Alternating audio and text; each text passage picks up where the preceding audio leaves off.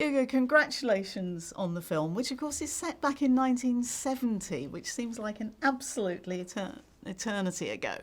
Had you come across the story before? Had you ever come across the Miss World contest before? No, never. Remarkably, I hadn't really ever seen Miss World before researching this film, so I was very fresh to it, which was actually fun for research purposes. I got to watch the original archive footage of the competition, and it was quite shocking to me, I think, to my modern eyes, how misogynistic Bob Hope's language is, how the women are so blatantly objectified, and it was really... it gave me a lot of sort of fuel, I think, for the film, and the script itself was so witty and funny, but I also just thought it was such an amazing moment in time that the women's liberation movement stormed the ceremony the same year that the first woman of colour won. I thought, wow, how often does that happen? That was a real shift and a tipping point. So yeah, I was excited to get into it and learn more. And you must have had so many reasons for wanting to play Jennifer, who's the eventual winner. What was your number one reason? Well, Miss World, I mean, obviously it's such an iconic title.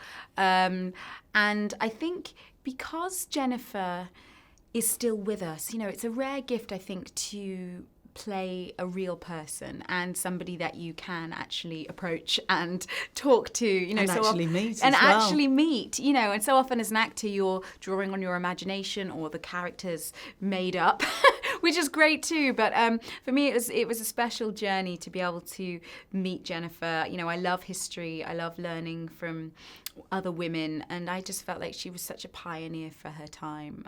It was really special for me to be able to learn from her. And we associate you with all sorts of different roles and in all kinds of different periods of history as well. If you think of Belle or you think of Motherless Brooklyn. How much do you like moving around in history? And is there one particular period that you would love to be in a film and you haven't yet? So many. There's so many periods. Yeah, for me, you know, I loved history at school. I loved English literature.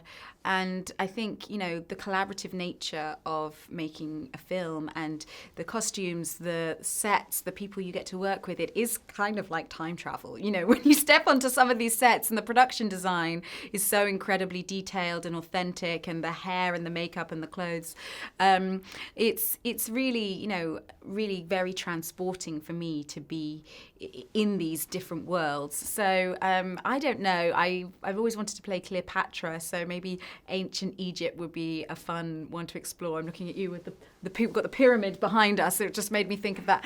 But there's so many periods, and the future, of course. I was going to ask that. There's always the future to explore. Gugu, thank you very much indeed. Thank you.